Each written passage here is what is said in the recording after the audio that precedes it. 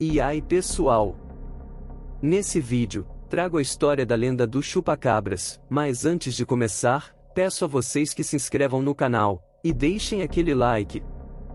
Isso ajuda a continuar trazendo novos conteúdos. Agora vamos ao vídeo.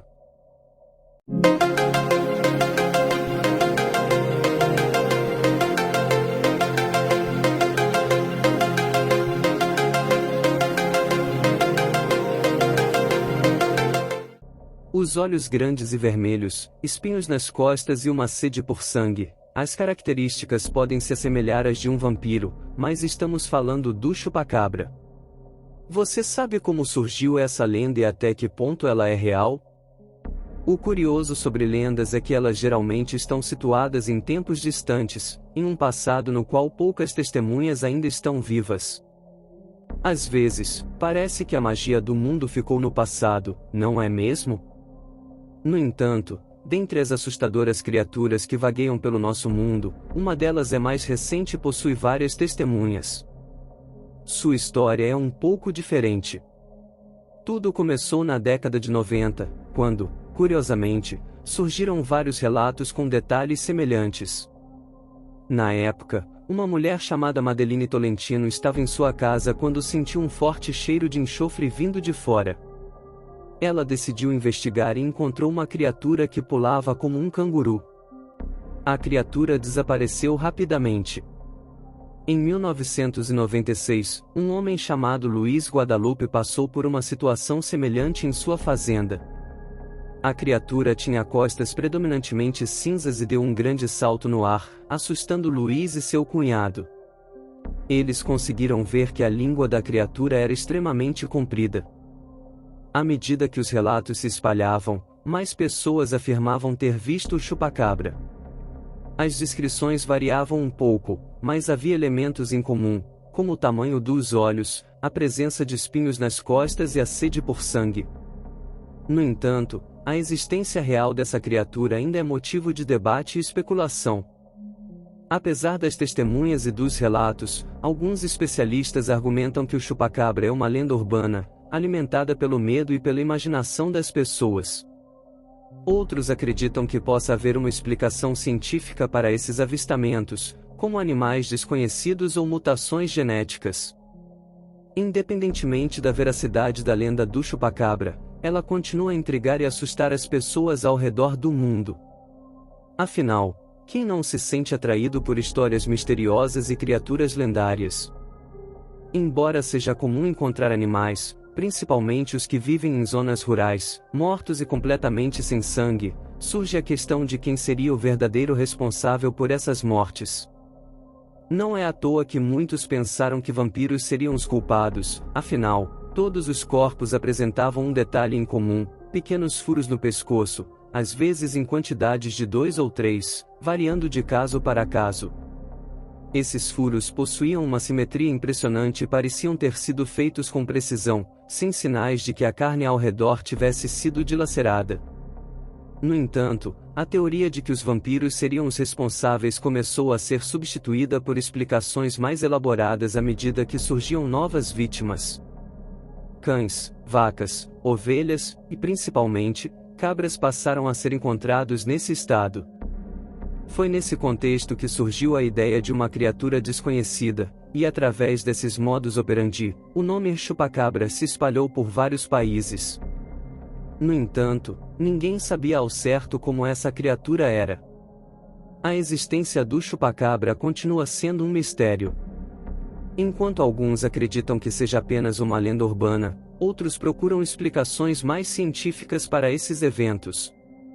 Independentemente da verdade, o fascínio e o medo em torno do chupa-cabra persistem, alimentando histórias e teorias sobre essa enigmática criatura. Porque os relatos variavam, parece que Porto Rico abriu as portas para que o chupa-cabra se espalhasse pelo mundo. Foi lá que os primeiros relatos foram registrados na década de 50, e na cidade de Canoas, na década de 90, ocorreram mais avistamentos, principalmente com detalhes sobre a aparência da criatura. O chupa-cabra parecia perfeito, com espinhos nas costas, cerca de 1 metro de altura, desgaste e olhos vermelhos saltados. Uma testemunha filmou algo semelhante a essa criatura em seu próprio quintal em Picos, na cidade de Canoas. Madeline Tolentino, uma das testemunhas, alegou ter visto essa criatura 2 vezes, sendo que em uma delas o animal estava escondido entre as árvores. Era tão assustador que seu filho começou a tossir ao vê-lo, e a história sobre essa criatura que sugava o sangue dos animais se espalhou rapidamente, de boca em boca, até chegar à mídia local, regional, nacional e, logo em seguida, por toda a América Latina, especialmente na região sul dos Estados Unidos. Em 1997, o chupacabra ganhou destaque em uma reportagem aqui no Brasil, seguindo o mesmo padrão de disseminação que ocorreu em Porto Rico. A veiculação na mídia resultou em diversos relatos da criatura surgindo. No entanto, até então, não havia uma prova concreta da existência do chupacabra, nem mesmo um corpo para ser estudado. No início dos anos 2000, novas teorias surgiram, principalmente a que sugeria uma origem extraterrestre para a criatura. A descrição também mudou. Agora o chupacabra era descrito como andando com 4 patas, lembrando um cachorro, porém sem pelos. Essa teoria ganhou força com o surgimento de avistamentos de OVNIs na região, coincidindo com a ocorrência de animais mortos. Durante essa época, houve um alvoroço generalizado, com pessoas temendo serem atacadas e fazendeiros buscando formas de proteger seus animais. Muitas coincidências chamavam a atenção, mas ainda era impossível descartar a ideia de que tudo não passava de um experimento governamental que havia escapado do controle. Alguns estudiosos do chupacabra argumentaram que a criatura poderia ser resultado do cruzamento de um alienígena com um animal terrestre.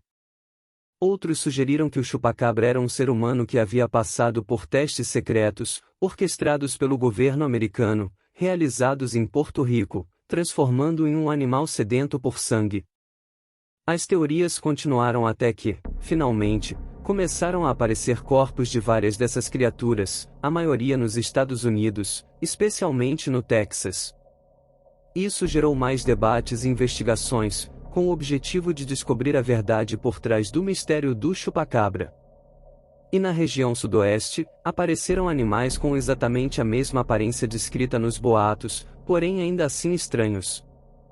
Eles pareciam queimados, sem pelos e muito magros. Ao juntarmos essas descobertas ao imaginário coletivo, temos as supostas provas de que o chupacabra realmente existia. No entanto, bastaram alguns exames de DNA para revelar a verdade. Todos os animais encontrados já eram conhecidos: cães, coiotes, guaxinins e até mesmo um peixe. Quanto às características que os fizeram aparecer como uma criatura desconhecida, na verdade eram resultado de uma doença chamada sarna sarcóptica. Essa enfermidade, causada por ácaros, faz com que os animais percam os pelos, e dependendo do estágio da doença, fiquem praticamente irreconhecíveis. Portanto, os animais encontrados não eram extraterrestres nem experimentos do governo. Mas como explicar os animais mortos? Algumas testemunhas do chupacabra chegaram a dizer que o forte cheiro de enxofre indicava que a criatura não era deste mundo ou algo semelhante. No entanto, o que criaturas das profundezas teriam a ver com os animais daqui? Talvez seja necessário buscar respostas no lado místico. Restou aos pesquisadores aceitar que a verdade talvez sempre estivesse aqui, ao nosso alcance. É fácil pensar que os animais tenham sido mortos por predadores comuns, como coiotes ou grandes lobos. Não é novidade que esses predadores abandonam a presa após se alimentarem. Isso explicaria o único ferimento encontrado no pescoço dos animais. Esse ferimento pode ser tão profundo e grave que o pobre animal acaba morrendo de hemorragia interna. Você pode estar se perguntando, mas os animais não eram encontrados sem sangue? Exatamente. É provável que a história de que os animais não tinham sangue tenha surgido depois que as testemunhas recolhiam os corpos e examinavam internamente. Para a surpresa delas, não encontravam nenhuma gota de sangue. Mas isso ocorre devido à pressão sanguínea que se concentra na região mais baixa do corpo após a morte. O sangue coagula e se torna espesso. No entanto, as possibilidades não terminam por aí. Há quem diga que membros de cultos satânicos se aproveitaram da história do chupacabra para retirar sangue de animais e usar em suas reuniões. Essa é uma possibilidade, assim como também se fala sobre a influência de um filme chamado A Experiência, lançado em 1995. Comparando a criatura do filme com a primeira descrição do chupacabra, é possível perceber algumas semelhanças, como os espinhos nas costas. Enfim, seja como for, em 2020, no México, um taxista foi morto misteriosamente por um animal.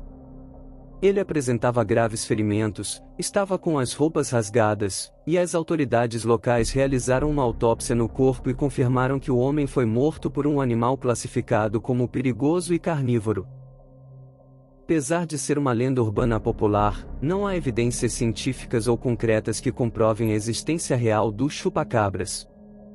Muitos dos supostos avistamentos e ataques atribuídos à criatura foram posteriormente explicados por causas naturais ou por predadores comuns, como cães selvagens ou animais doentes. No entanto, é importante ressaltar que, até o momento, não existem evidências confiáveis que comprovem a existência real dos chupacabras.